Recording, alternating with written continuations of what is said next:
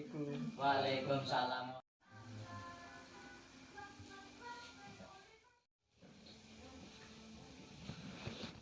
Assalamualaikum warahmatullahi wabarakatuh. Waalaikumsalam warahmatullahi wabarakatuh. Selamat malam teman-teman. Malam. Alhamdulillah pada kesempatan malam hari ini kita dapat bertatap muka, belajar kembali untuk menambah ilmu kita semuanya. Sebelum mengawali pembelajaran kali ini, alangkah baiknya kita berdoa dulu ya. Ya. Monggo ketua kelas Mas Mujib untuk memimpin doa. Sabkrat doa mulai. Bismillahirrahmanirrahim. Raditu billahi rabba wa bil islami dina wa bi Muhammadin nabiyya wa rasula. Rabbi zidni ilma warzuqni fahma. Amin ya rabbal alamin. Terima kasih teman-teman, semoga kita dapat belajar dengan hikmat, dengan baik dan fokus ya. Amin. Sebelumnya saya absen dulu, barangkali ada yang udah berangkat ya. Muhammad Mulyani, Hadir. Tri Abdul Mujib, Hadir. Restu, Rizky Febian. Alhamdulillah berangkat semua ya. Alhamdulillah. Oke. Pada kesempatan kali ini kita akan belajar fikih, yaitu tentang sholat. Karena sholat itu adalah kewajiban bagi kita selaku seorang muslim yang taat. Kenapa sih kita melaksanakan sholat? Apa dasar hukumnya? Nah, bahwasanya Allah Subhanahu wa Ta'ala itu memerintahkan kita sholat. Apa dasarnya? Wa aqimus sholat. Ya, maka dirikanlah sholat. Kita sebagai seorang muslim yang bermadzhab Syafi'i harus mengetahui. Nah, yang diperintahkan Allah itu sholat yang seperti apa? Kan kita bingung. Nah, masa kita sholat sepening sholat kan enggak. Nah, semuanya itu ada aturan-aturannya, semua itu ada langkah-langkahnya, semuanya ada rukun, ada syarat dan sebagainya. Nah, di sini kita akan membahas tentang sholat itu sendiri, dari mulai syarat sahnya sholat, rukun-rukun sholat, perkara yang membatalkan sholat dan lain sebagainya. Karena kita membahas fikih, maka harus sesuai dasar yang ada, yang diambil dari sumber-sumber terpercaya, karangan-karangan ulama yang memang kita dipelajari, kita ngaji bersama sesuai dengan mazhab yang kita yakini, yang kita jalankan, yaitu mazhab Syafi'i. Karena mazhab Syafi'i itu, masyarakat Indonesia itu mayoritas menggunakan mazhab Syafi'i. Jadi yang disampaikan itu perkara fikihnya Imam Syafi'i. Yang pertama kita akan membahas tentang syarat wajib. Syarat wajib. Kita seorang muslim harus mengetahui syarat wajibnya sholat. Dalam kitab Fathul Qorib itu diterangkan bahwa syarat wajibnya sholat itu ada 3. Nah, yang pertama Islam, yang kedua akil baligh atau dewasa, yang ketiga berakal sehat. Jadi yang melaksanakan itu wajib orang Islam. Orang Islam itu menjadi syarat utama, syarat sahnya sholat. Andai kata bukan orang Islam, berarti tidak sah sholatnya. Yang kedua akil baligh atau dewasa, yang sudah baligh lah, maka itu menjadi wajib bagi seorang muslim untuk melaksanakan sholat. Yang kedua itu berakal sehat. Ini akal sehat, kayak contoh orang yang tidak ngapunten pemikirannya kurang ataupun rada kurang ya, itu tidak termasuk atau tidak masuk dalam syarat sah berakal sehat. Jadi tidak dikenakan kewajiban sholat. Itu sesuai dengan kitab Fathul Qorib. Yang kedua yaitu syarat sahnya. Tadi syarat wajib, sekarang syarat sahnya sholat. Nah, syarat sahnya sholat juga diterangkan dalam kitab Fathul Qorib, yaitu ada ada 5 di dalam kitab Fathul Qorib, yang mana syarat sahnya sholat itu yang pertama itu suci anggota badan. Jadi anggota badan kita suci dari hadis, hadas, mungkin salah, dari hadas dan juga dari najis. Nah, hadas itu apa, najis itu apa, nanti kita belajar sambil jalan lah.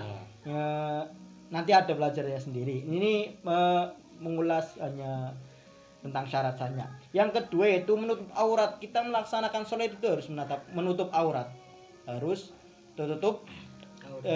Laki-laki itu dari pusar sampai ke dengkul, benasura waruba, harus tertutup. Jadi kemudian kalau semisal sholat kaos buksunan itu boleh, cuma enggak pantas atau enggak wagu lah. Masa kita mau menghadap Gusti Allah pakai kaos buksunan? Sebenarnya sah-sah saja, cuman enggak etika Allah itu enggak ada. Itu yang ketiga, tempatnya juga harus suci. Nah, di situ tempat juga diterangkan harus suci. Kalau tidak suci berarti otomatis tidak sah, karena salah satu syaratnya itu harus sah. Seperti halnya kayak teman-teman mau melamar pekerjaan di contoh PT tolak angin, syarat pendaftaran ini ada salah satu yang enggak terpenuhi atau tidak dibawa, maka otomatis tidak disahkan atau tidak diterima di suatu PT. Nah, itu sama halnya pada syaratnya sholat. Syarat sholat apabila ada salah satu yang tidak terlaksana ataupun ada yang gagal, maka tidak sah sholat tersebut. Yang keempat itu tahu masuknya sholat. Tahu masuknya sholat berarti duhur kapan, asar kapan, maghrib kapan, isya kapan, dan subuh kapan. Dan juga menghadap kiblat. Ya, sholat itu menghadap kiblat. Itu dalam kitab Fathul Qorib. Yang ketiga kita akan membahas rukun sholat. Nah, ini walaupun bermadzhab Syafi'i juga ada beberapa perbedaan terkait dengan rukun sholat. Dalam kitab Fathul Qorib itu ada 18 dan kitab di Safinatun Najah itu ada 17. Yang membedakan apa? Kalau di Fathul Qorib itu urut atau tertib itu termasuk rukun sholat, tapi dalam Safinatun Najah itu tidak termasuk. Itu perbedaannya di situ. Ada 18. Saya mengambil dari karena dari atas sampai selanjutnya itu pakai Fathul Qorib, jadi saya syarat rukunnya itu pakai kitab Fathul Qorib, yaitu yang berjumlah 18. Di situ ada berdiri bagi yang mampu, takbiratul ihram, membaca Al-Fatihah. Jadi membaca Al-Fatihah itu termasuk rukun, jadi harus kita baca. Minimal itu terdengar dengan telinga kita sendiri. Itu termasuk rukun. Aja nang ati tok, kan nang ati saja itu tidak terpenuhi lah, kurang sempurna, karena harus jahar, harus minimal itu terdengar dari kuping kita sendiri. Yang keempat yaitu ruku. Selanjutnya tumak nina, bangun dari ruku. Terus iktidal, sujud. Tumak nina saat sujud, duduk di antara dua sujud. Dan tumak nina, duduk terakhir, tasyahud awal dan tasyahud akhir. Membaca sholawat saat tahiyat. Salam pertama, niat keluar dari sholat, dan tertib. Nah, ini tertib itu yang terakhir. Itu yang termasuk rukun. Terus perkara yang membatalkan sholat. Jadi biasanya teman-teman tuh ada yang kurang jeli ataupun kita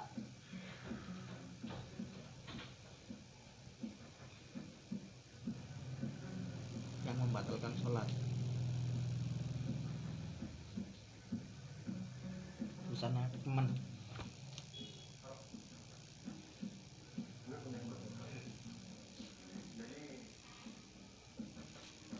Perkara yang membatalkan sholat.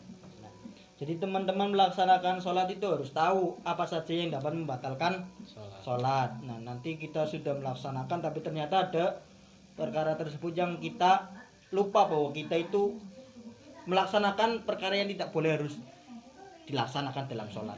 Nah, di sini ada 11 dalam kitab Fathul Qorib diterangkan yaitu pertama perkataan yang disengaja walaupun satu huruf itu dalam kitab fasolatan pun ada juga sagumenan, saguleman, intinya satu huruf lah itu juga tidak boleh. Kayak contoh dehem juga termasuk kalau memang tidak dianjurkan atau tidak diperintahkan. Kalau dehemnya seperti mau mengingatkan bahwa ada salah satu yang salah itu diperbolehkan. Tapi kalau dehem tidak ada maksud tertentu maka bisa menjadi batal. Itu juga termasuk perkara yang membatalkan sholat. Yang kedua itu gerakan banyak contoh gerakan yang tidak penting, contoh kayak gatel kukur. Nah, itu jangan sampai melebihi 3 kali secara tuli-tuli. Nah, berarti 3 kali secara nuli-nuli berarti gatel sudah lagi selama belum berubahnya suatu rukun. Kayak mau berpindah dari rukun 1 ke rukun 2 apabila ada pergerakan yang tidak ada dalam sholat, kayak contoh kukur ataupun lain sebagainya, nuli ataupun berurutan sampai 3 kali, melebihi 3 kali itu termasuk batal. Kalaupun ingin berurutan, contoh gatelnya banyak, kalau gatel itu harus satu jentik, satu ini saja, jangan kayak gini, satu saja itu diperbolehkan. Terus hadas kecil maupun besar ya, pasti dari jenengan sudah mengetahui ya hadas kecil dan hadas besar itu apa. Yang selanjutnya itu adanya najis. Jadi dari badan apabila berpakaian kita ada salah satu najis itu juga termasuk membatalkan. Contoh kita sholat ternyata dalam rakaat ketiga kita melihat tai cecek, nah itu batal karena kita mengetahui. Nah kalau kita sehabis sholat, contoh sudah salam baru melihat, maka harus dikodok sholat tersebut karena kita mengetahui bahwa tersebut ada najisnya. Tapi kalau kita tidak mengetahui sampai beberapa hari, berarti tidak diperkenankan atau tidak dilaksanakan juga nggak apa-apa. Terus terbukanya aurat, contoh kita terbukanya aurat sedang sholat, ada angin besar, ternyata sarungnya mencilat atau apa sampai di atas dengkul, itu membatalkan sholat. Nah atau bolong nang kene, contoh di yang termasuk aurat laki-laki itu batal ya. Contoh udele katon, nah pusre katon kan biasanya laki-laki pakai itu baju yang ada kancing, terus lupa nggak pakai kaos dalam ataupun apa, sarungnya di bawah pusar, ternyata pas gini kelihatan, nah itu yang membatalkan. Karena kalau bisa itu kalau sholat itu memakai kaos, dalamnya memakai kaos biar mencegah terjadinya tersebut.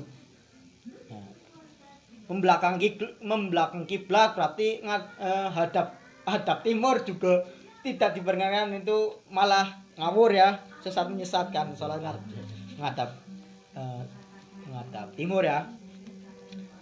Terus makan itu juga membatalkan sholat, walaupun ampunnya selilit juga bisa membatalkan sholat apabila kita ditelan. Jadi kalau ada selilit terus langsung dibuang, jangan ditelan. Minumnya ya minum sholat, minum ya jelas batal. Tertawa terbahak-bahak, guyon sedang sholat kita guyon ataupun kita berbicara dengan lainnya, itu juga batal sholatnya. Yang terakhir yaitu murtad di sini berarti keluar dari Islam. Nah, sholat kok murtad, apa bukan orang Islam ya, jelas membatalkan sholat. Itu yang termasuk perkara yang membatalkan sholat terus. Jadi kita sebagai seorang muslim, apalagi kita hidup di lingkungan yang mayoritas muslim, hidup di lingkungan yang religius, hidup di lingkungan para kiai dan ustadz, diajarkan bagaimana sholat yang benar, bagaimana intinya kita sholat dulu lah, meningkat. Jadi kita bisa sholat di situ sholat yang benar sesuai yang diperintahkan yang diajarkan oleh para ulama, baru kita tingkatan khusyuk dan tidak khusyuk. Karena khusyuk itu tingkatannya sudah tingkatan para wali, para kiai ya. Kalau kita itu tingkatannya sudah sholat pun syukur, kalau sudah sholat terus tiap hari 5 waktu meningkat. Kita sholatnya diperbaiki sesuai ilmu yang telah kita ketahui ya. Meningkat, maka kita akan enak. Nah, mungkin itu saja karena di sini saya harus langsung memberikan nilai kalian. Di sini saya mengambil atau memegang pedoman dari bukunya Melvin Silberman, yang mana dalam buku tersebut yang berjudul Active Learning ada 101 strategi pembelajaran aktif. Nah, jadi dalam buku di sini buku ini ada beberapa strategi-strategi pembelajaran, bagaimana cara kita menilai murid, bagaimana cara kita memberikan pembelajaran yang efektif di kelas. Nah, di sini saya mengambil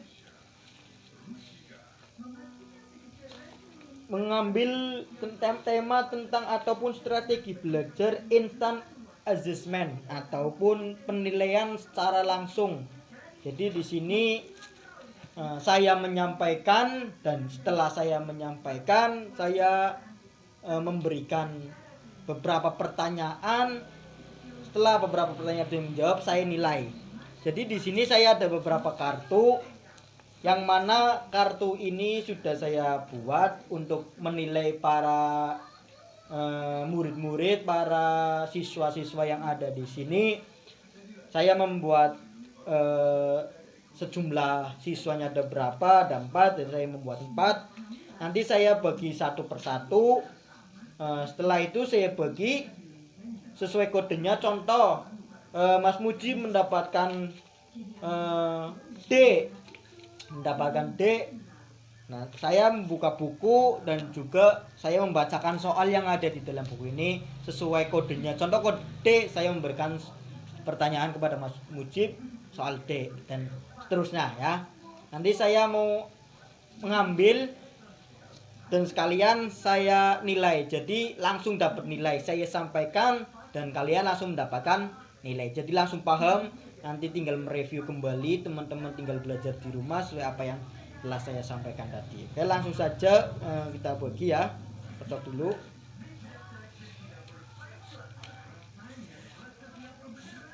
Ini ada pertanyaannya. Tadi yang mendengarkan berarti dapat menjawab, nanti dapat nilai. Kalau nggak bisa menjawab berarti nggak dapat nilai.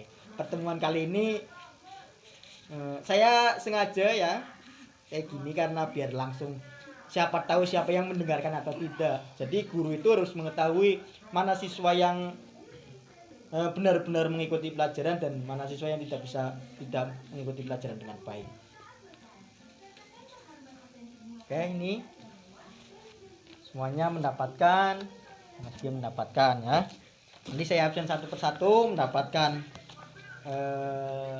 clue nomor berapa ya.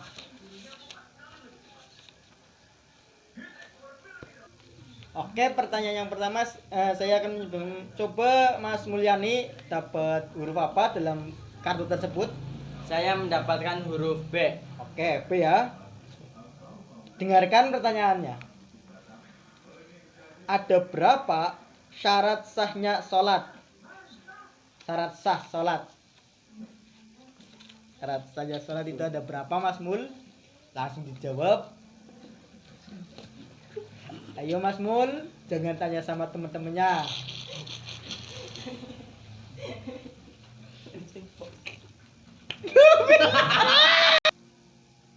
Kepiwin dong. Kenapa takon di situ? Wih, langsung jawab. Syarat rukun, Syarat sah, Syarat sahnya sah. sholat. mengenai sholat yaitu ada 5. Ada 5 ya Mas Mul ya? Ya, betul. Ada ya, lumayan Mas Mul. Saya langsung nilai. Untuk selanjutnya Mas Bian dapat huruf apa? A. Huruf A ya. Dengarkan pertanyaannya. Ada berapa syarat wajib sholat? Ada Mas Mul jangan mencoba. Ada 3. Ada 3. Oke, lanjut ya. Saya langsung dapat nilai. Selanjutnya Mas Restu. Mendapat D. D. Ada berapa perkara yang membatalkan sholat dalam kitab Fathul Qorib? Ada 11. Oh, ada 11 ya. Berarti tadi Mas Restu mendengarkan. Oke, langsung saya nilai. Yang terakhir coba kita akan menanyakan kepada ketua kelas. Biasanya itu ketua kelas itu pintar ya, Mas. Ya, Teman-teman. benar. Nah, iya, Ya. apalagi duduknya di depan. Pintar. Dapat nomor berapa Mas Mujib ketua Huruf kelas? C. Huruf C. Nah, di sini.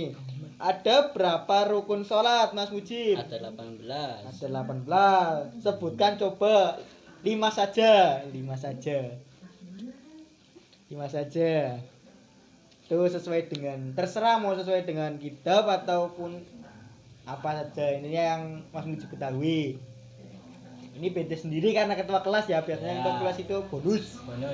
Lupa Pak Guru. Lupa, aduh ketua kelas padahal ya duduk di depan lupa. Udah nggak apa-apa, nanti dilajari kembali ya Mas Mujib setelah ini. Iya Pak Guru. Ya Mas Mujib benar mendapatkan 18 itu sesuai dengan kitab Fathul Qorib, namun ya, suruh menyebutkan itu lupa katanya karena mungkin dia banyak pikiran atau ngelip setelat lah, ngelip setelat. Oke. Udah jam berapa ini? Oh kayaknya Jam 6. iya udah ya kayaknya waktunya istirahat. Ya. Waktunya istirahat. Mungkin itu yang bisa Bapak sampaikan. Apabila ada kesalahan, tetap semangat dalam belajar menurut ilmu. Kita perbaiki sholat, perbanyak sholat, dan juga tetap apapun yang terjadi, hidup itu indah, hadapi dengan senyuman dan tetap semangat. Wassalamualaikum warahmatullahi wabarakatuh. Waalaikumsalam warahmatullahi wabarakatuh.